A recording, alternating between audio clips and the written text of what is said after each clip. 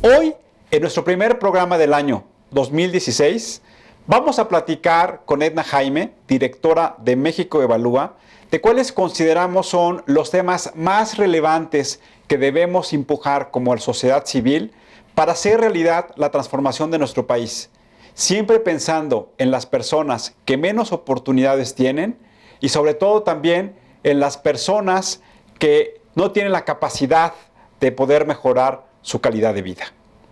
El 2016 nos presenta retos muy importantes. Como ustedes saben, hubo reformas legislativas que están en proceso de instrumentación, pero también en proceso de hacer lo que se conoce técnicamente como la legislación secundaria. Y eso lo que va a conllevar a que se haga realidad las nuevas reglas bajo las cuales tienen que interactuar nosotros los ciudadanos, pero también los gobiernos. Este 2016 debe ser un año en que los ciudadanos debemos seguir participando, pero sobre todo debemos seguir asumiendo mayores responsabilidades. Y esas responsabilidades deben traducirse en que conozcamos cuáles son estas reformas legislativas y que estemos pendientes y presionando a los legisladores, a los partidos políticos, a los gobiernos, para que realmente tome el rumbo que nosotros queremos que tengan estas reformas. También el 2016 va a ser un año complicado en virtud del entorno macroeconómico, en donde vemos una caída del peso del petróleo y un fortalecimiento del dólar y su contraparte en una baja en el precio del peso. Y eso también lo que significa es que requiere de mayor esfuerzo en las economías familiares.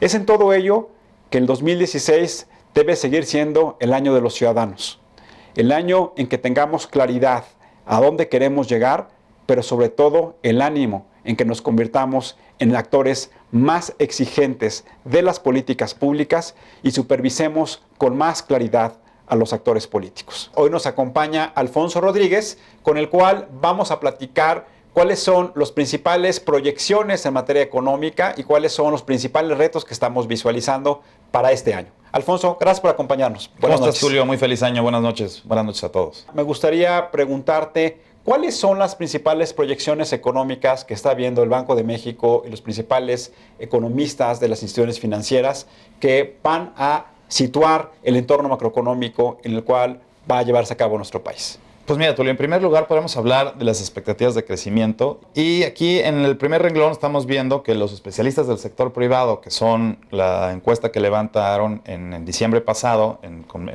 el Banco de México, se mantuvo la expectativa con respecto a la encuesta anterior, que va a crecer la economía mexicana un 2.74% el Producto Interno Bruto.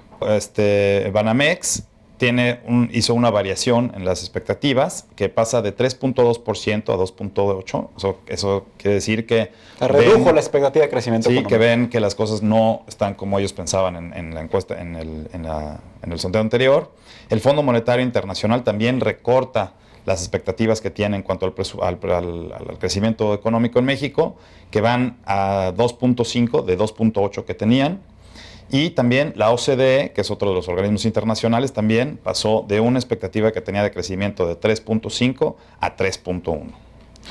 Bueno, esto lo que nos habla es que claramente ha habido una reducción en las expectativas que tiene que ver, insisto, con el tema de la caída de los precios del petróleo. Un poco hablaremos hoy con Edna sobre ese tema. Algunos economistas han venido planteando que la economía mexicana ya no está vinculada de manera directa y altamente proporcional a los ingresos petroleros, sino más bien los ingresos del gobierno son los que están vinculados, y eso lo que genera en un debate de cómo tienen que fortalecerse los otros sectores productivos, como es el sector automotriz, como es el sector turístico, que permita generar ingresos distintos a los que se tienen por parte del petróleo. El siguiente indicador que tenemos es la expectativa de inflación general. Y aquí nos referimos exclusivamente a la encuesta que realizan expertos del sector privado del Banco de México. Y tenemos que la expectativa para el cierre de 2015 en diciembre fue de 2.24% de la inflación. La expectativa para el siguiente año, para el cierre del 2016, de 3.2%. Y la expectativa para el 2017 es de 3.31%. Lo que estamos viendo aquí es que pues sí vamos a continuar, o la expectativa de los expertos en economía es que continuemos con una inflación baja. que claramente, como observamos en el cierre del año, en los pronósticos, que fue la inflación más baja de los últimos años. Y esto lo que llama la atención es el trabajo en la conducción que ha tenido el Banco Central de nuestro país para mantener este control en la posible alza de los precios. Y luego en la siguiente gráfica que les vamos a presentar, vamos a ver las expectativas del tipo de cambio. Que yo aquí quiero aclarar que esta gráfica que está aquí, pues ya rebasa al tipo de cambio del día de hoy, ya rebasa la total, o sea, toda la expectativa que tenían los expertos en economía para el cierre del 2016. Y pues aquí vamos a ver que la expectativa del cierre del 2015 era del 16.91 pesos el dólar. Para el 2016 el cierre es de 16.80 y para la expectativa de 2017 es de 16.42. Como dicen muchas veces los economistas, eso abre también algunas oportunidades. Abre la oportunidad de que México se convierta en un destino turístico mucho más accesible. Abre la oportunidad para que las exportaciones mexicanas hacia el extranjero sean mucho más atractivas en virtud de este cambio en la paridad. El siguiente dato son los ingresos que va a tener el gobierno federal. Y para el 2016 se estima que los ingresos asciendan a 4.7 billones de pesos. El 65% corresponderán a recaudación que hace el gobierno federal. 65% de los recursos que ingresan al gobierno federal vienen de la recaudación fiscal. Y eso cabe aclarar entonces que cuando se hizo la reforma fiscal, que tanto hemos platicado en este programa, sí contribuyó a tener una mejor y una mayor recaudación por parte del gobierno. El 16.5% corresponde a organismos y empresas públicas, el 5.5% corresponde a las aportaciones de la Seguridad Social y el 12.8% corresponde a deuda pública. En la siguiente gráfica, tú le vamos a platicar de los gastos ahora que tiene el gobierno federal, y para el 2016 pues estima los mismos, son 4.7 billones de pesos los que tiene estimado gastar. El 75% corresponde al gasto programable, que son 3.5 millones de pesos, y el 25% corresponde al gasto no programable, que son 1.1 millones de pesos. El gasto programable son los programas que tienen ya específicos para el gobierno federal en desarrollo social, desarrollo económico y... ¿Por qué no nos explicas con más claridad cuáles son los componentes del gasto programable? Pues son programas que tiene el gobierno federal y que puede a veces ejercer a través de los gobiernos de los estados, pero que ya están establecidos esos programas. Están etiquetados, como se dice comúnmente. Exacto, están etiquetados. Y el gasto no programable son gastos que el gobierno da a los estados para que ellos los utilicen a la manera en que ellos consideren que deben de utilizarse. Tenemos otra gráfica en la que estamos respondiendo la pregunta de para qué se gasta, y en el rubro de desarrollo social, que son 2.1 billones de pesos, se gastan 19 mil millones para recreación, cultura y otras manifestaciones, 29 mil millones para protección ambiental, 229 mil millones para vivienda y servicios a la comunidad, 520 mil millones para salud. En educación se gastan 655 mil millones, en protección social 743 mil millones. El tema también de desarrollo económico, y yendo en el orden en el que tú lo estás sugiriendo, Tulio, se gasta más en combustible y energía. Se gastan 760 mil millones de pesos. Eso quiere decir que cuando el gobierno federal habla de que hay un subsidio importante que se destina del gasto público al precio de las gasolinas, está reflejado en este rubro. Es correcto. Y también a gastos como de inversión para hacer algún tipo de obras o cosas así. En tema de comunicaciones y transporte son casi 100 mil millones de pesos. En el tema de agropecuario y de agricultura son 87 mil millones de pesos. En el tema de ciencia y tecnología... Que hay en 87 mil millones de pesos de agricultura también está fundamentalmente orientado a los subsidios que da el gobierno federal al campo. Es correcto. En el tema de ciencia y tecnología e innovación son 59 mil millones de pesos. También en asuntos económicos, comerciales y laborales son 19 mil millones de pesos. Y en turismo 5.8 millones de pesos y 183 mil millones de pesos en minería y construcción. La última gráfica, Tulio, es cómo gasta el gobierno, como en el gasto funcional del gobierno. El gasto operativo, como el gasto diría operativo. Una oración. Sí, y en justicia se gastan 111 mil millones de pesos, en seguridad nacional 90 mil millones de pesos, en asuntos del orden público y de seguridad interior se gastan 44 mil millones de pesos, en coordinación de la política de gobierno se gastan 26 mil millones de pesos, En asuntos de financieros y hacendarios se gastan 21 mil millones de pesos, y en legislación 13 mil millones de pesos, y en relaciones exteriores 57 mil millones de O sea, pesos. quiere decir que claramente la seguridad, tanto nacional como interior, es el rubro en el gasto operativo más grande que tiene el gobierno. Sí, es correcto. Son cerca de 130 mil millones de pesos los que gasta el gobierno juntando los dos temas, hablando de seguridad como uno solo. Y pues es un presupuesto altísimo que pues ahorita pensaríamos que a lo mejor falta ese tema de transparencia para ver cuáles son las acciones y de rendición de cuentas para ver qué es lo que nos dan de vuelta con ese dinero que se gasta. Alfonso, para concluir tu participación el día de hoy, ¿qué expectativas tienes tú para el 2016? Pues yo creo que tenemos que hacer, porque yo creo que no es de que vaya a ser el año, tenemos que hacer que sea el mejor año, tenemos que dedicarle mucho a ser muy buenos ciudadanos. Este país necesita de buenos ciudadanos, y yo creo que debemos de invitar a todos para que este 2016 hagamos que sea el mejor año de nuestras vidas. Yo también quisiera aprovechar, ya que estás diciendo, Alfonso, de las expectativas. Tuve la oportunidad ahora en las vacaciones de estar en varias partes de la República Mexicana, y las personas se me acercaban y les decía que les gustaba el programa, que los temas eran muy interesantes, que les gustaba en la manera como tratábamos de traducir conceptos generales a conceptos muy sencillos, y ese seguirá siendo nuestro compromiso.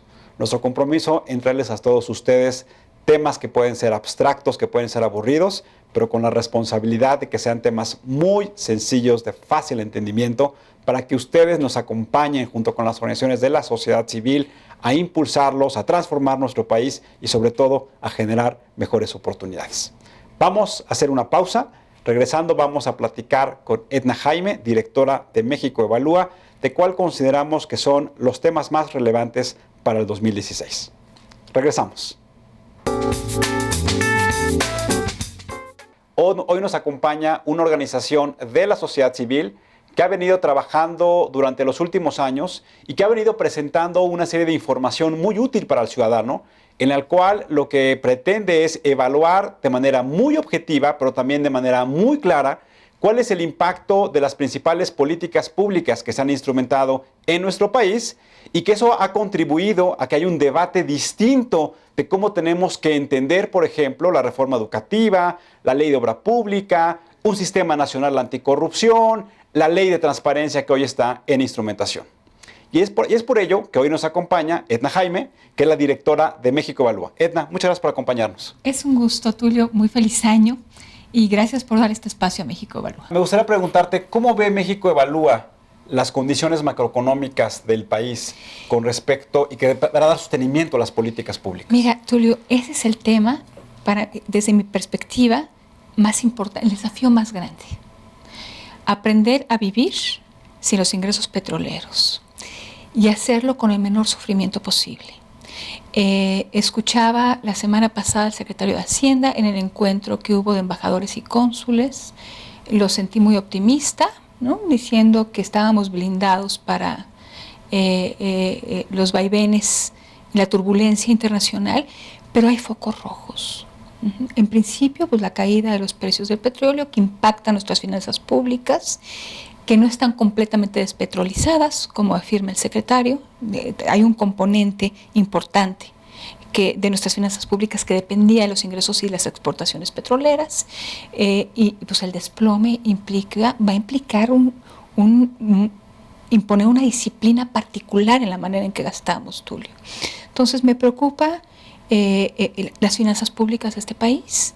Ciertamente no estamos en una situación de alarma, pero si no las cuidamos podemos caer en una situación muy vulnerable.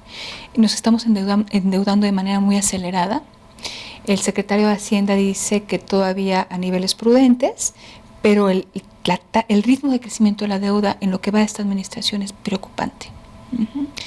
Y cada año nos cambian, ¿no?, las estimaciones de los requerimientos financieros, y nos dicen que el siguiente año vamos a empezar a desendeudarnos y no lo estamos cumpliendo. Entonces, me preocupa que eso pueda afectar la credibilidad de las autoridades hacendarias y que este crecimiento de deuda nos ponga en una área de vulnerabilidad. El gasto público, ciertamente el año pasado hubo un anuncio de un recorte preventivo, pero ciertamente, Tulio, tenemos que reformar el gasto. Se plantearon algunos recortes, pero realmente no hubo un ejercicio de revisión exhaustivo como se proponía con el presupuesto base cero, con la propuesta del presupuesto base cero. Hubo algunos recortes, pero Tulio, no, necesitamos reformar de verdad el gasto, ¿no? Me preocupa que esta idea del presupuesto base cero pues no hayamos llegado muy lejos, pero que no se esté planteando un proyecto de reforma al gasto.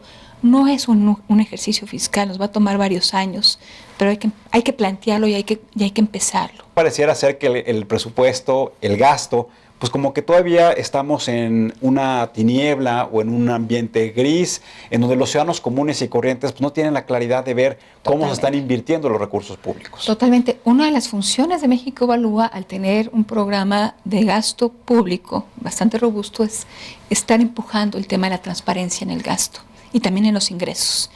Pero tienes toda la razón, Tulio. Mira, de la aprobación del paquete presupuestal este año, así como los anteriores, me llama la atención que nuestro legislativo no hace su trabajo.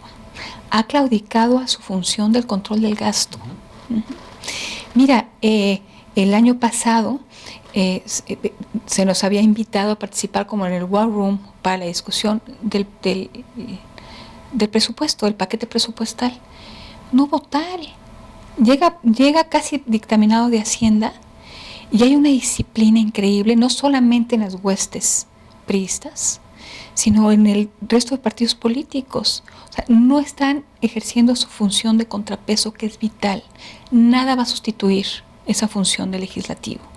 Entonces, mientras el legislativo no se asuma como el poder que tiene la facultad de revisar el gasto, de hacerlo en tiempo real, ojalá y que tuviera las capacidades para irle dando seguimiento al gasto en tiempo real, mientras no tenga una oficina como la tiene el Congreso de Estados Unidos, que revise el gasto, que pueda precisamente estar generando evidencia de los resultados de los programas y a partir de eso asignar recursos, vamos a tener mucha pobreza en los resultados del gasto y en la manera en que se asignan los recursos escasos de esta sociedad.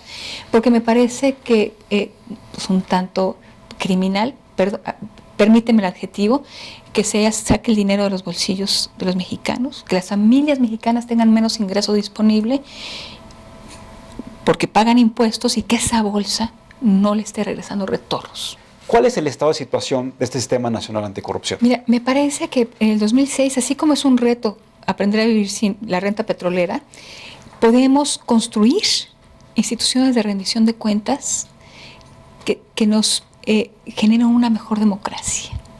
Y tenemos en trámite leyes fundamentales. Sistema Nacional Anticorrupción, se aprobó una reforma constitucional en mayo del 2015. Para mayo del 2016 tendría que estar aprobadas un conjunto de reformas generales y secundarias para dar vida a este Sistema Nacional Anticorrupción.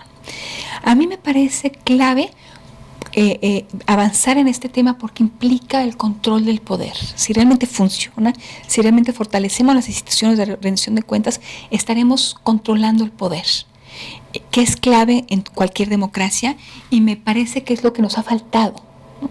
Tenemos una democracia inconclusa que puede beneficiarse si fortalecemos los mecanismos de rendición de cuentas. Es una reforma complejísima. Dar vida a lo planteado en nuestra reforma constitucional va a ser muy complejo. Implica de entrada formular dos leyes generales. Una, la ley de responsabilidades, donde se va a establecer todo tipo de conductas que caen en el supuesto de corrupción, y la tipificación de una serie de delitos relacionados con corrupción. Y la otra es la Ley General del Sistema Nacional Anticorrupción. En esta ley va a quedar definido cómo es que se crea este sistema, cómo es que sus pilares, que es la Secretaría de la Función Pública, la Auditoría Superior de la Federación, el Tribunal de Justicia Administrativa y la Fiscalía Anticorrupción, van a interactuar para crear este sistema y en su seno va a haber un comité ciudadano. Los ciudadanos van a tener capacidad de participar.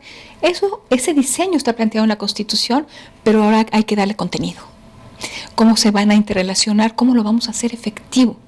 Y en esto va a quedar bien definido si sacamos una buena Ley General del Sistema Nacional Anticorrupción. 2 leyes clave que va a ser complejo. Y después viene la reforma de 23 leyes secundarias. Más o menos ese es el cálculo. 23 leyes secundarias. 23 leyes secundarias. 2 leyes generales y modificación de 23 leyes secundarias. Nos podemos perder, Tulio. Si no tenemos claridad hacia dónde queremos llegar, nos podemos perder en el camino. Podemos empezar a legislar de manera fragmentada y cuando queramos embonar las piezas, pues nos va a quedar un Frankenstein. Ese es el riesgo. Por eso es tan importante diversas organizaciones de sociedad civil, convocadas, articuladas a través de la Red por la Rendición de Cuentas. Nos manifestamos el año pasado para sostener un posicionamiento de que si no tenemos clara la política pública, si no tenemos claro el puerto de llegada, este camino, este proceso de reforma legislativa y de rediseño institucional puede arrojar algo inconveniente. Tenemos también todo el tema de la armonización de las legislaciones estatales a la Ley General de Transparencia. Es correcto. Recordemos que se aprobó la Ley General de Transparencia. La constitucional, la general, y está siendo un proceso muy interesante. Que fue aprobada ya en senadores, en la Cámara de Senadores, para nuestros amigos que nos ven, y que está pendiente de ratificación en la Cámara de Diputados. La ley federal, bueno, es la primera de las leyes que buscó pues estar en sintonía, armonizada con la ley general. Algunos estados ya avanzaron, Tulio. Fíjate que algunos estados avanzaron y no necesariamente bien alineados con los principios que contiene la ley general, pero el INAI tiene capacidad de entablar acciones de inconstitucionalidad, cosa muy buena. Entonces ahí donde el gobernador se quiere pasar de listo y quiere de alguna manera pues deslactosar o descremar el tema de la ley general respecto a la ley estatal, el INAI puede entrar y decir, compañero, no estás haciendo las cosas bien, ¿no? Y la Corte se tiene que pronunciar. Muy importante porque esto sí va a obligar a que los ejecutivos estatales hagan un buen trabajo. Si no, su trabajo puede ser impugnado en la Corte a través de acciones de inconstitucionalidad. Vamos lentito. Estos procesos son de largo aliento, pero hay que recordar que estamos construyendo instituciones y que es difícil construir instituciones, pero que sí podemos, Tulio. Yo tengo la certeza de que podemos crear buenas instituciones como ya las tenemos. El Banco de México, su credibilidad no está en discusión, el INEGI, su credibilidad no está. Entonces, estamos en este proceso de institucionalización política, de crear estos contrapesos. Me parece un momento interesantísimo para el país, Tulio, y el próximo año va a ser clave.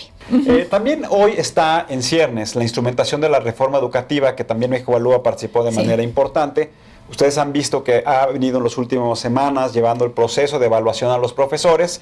Un poco la sociedad civil a través de México Evalúa ha venido planteando que la reforma educativa no solamente tiene que ver con una reforma de carácter administrativo que tenga que ver en la contratación de los profesores, en cómo tienen que evaluarse los profesores, sino fundamentalmente en la calidad de los contenidos, pero sobre todo en la calidad de los alumnos y de los egresados. Así es.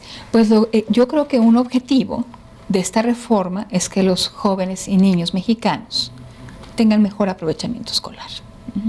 Y ya tenemos instrumentos para medir ese aprovechamiento. Las pruebas estandarizadas a nivel internacional, la conocida como PISA, y las pruebas nacionales. Entonces, si esta reforma da frutos, tendremos que viendo que ese aprovechamiento va escalando, Tulio. Y tiene que ver con el maestro. Y buena parte de esta reforma está orientada a elevar la calidad del docente a través de su evaluación, de programas de capacitación y de quien no tiene el talento, pues que no siga al frente de una aula. Y por supuesto hay una implicación política enorme en esta reforma educativa, que es quitar el control al sindicato, ¿no? de la carrera magisterial, de muchas decisiones de las que se fue apropiando en demérito de la calidad educativa. con fines políticos y en mérito de la calidad educativa. Entonces, que el Estado retome los instrumentos, la rectoría sobre la educación, ciudadanos y Estado, y ir quitando el poder del sindicato. Hoy también está pendiente la instrumentación de este cambio del sistema de justicia penal, sí, que son los juicios orales. Sí. Hay algunos estados en donde ya han iniciado con este sistema, pero la gran mayoría aún están todavía en esta espera. ¿Qué nos puedes platicar acerca de ello? Mira, se vence el plazo en junio del 2016. Tuvimos 8 años para implementar esta reforma. Muchas entidades esperaron hasta el último momento. El propio gobierno federal, hay que decirlo, va muy atrasado. No sabemos si habrá consecuencias para que no llegue a la meta, Tulio, de tener implementada en junio. Es importante los tiempos, pero es más importante la calidad con la que se avanza en esta reforma, ¿no? Para concluir, hay estados que empezaron de manera muy adelantada con esta reforma y yo creo que su sistema de justicia está cambiando para bien. Y lo podemos medir a través de indicadores de confianza. Están generando confianza entre sus ciudadanos. Hablo de Nuevo León, hablo de Chihuahua, Tulio. En México Evalúa estamos trabajando en indicadores de calidad de justicia porque pensamos que esta reforma a la justicia penal tendrá sentido si cambia la experiencia del usuario. Si como víctima te acercas a la justicia y obtienes una respuesta distinta, es que esta reforma habrá valido la pena. Muchas gracias por acompañarnos el día de hoy, por este primer programa del año. Encantada, Tulio, muchas gracias por esta oportunidad. Muchas gracias por el trabajo de México Evalúa. De verdad, reconocemos la calidad de la información que generan, la probidad y la objetividad con la que siempre se desempeñan.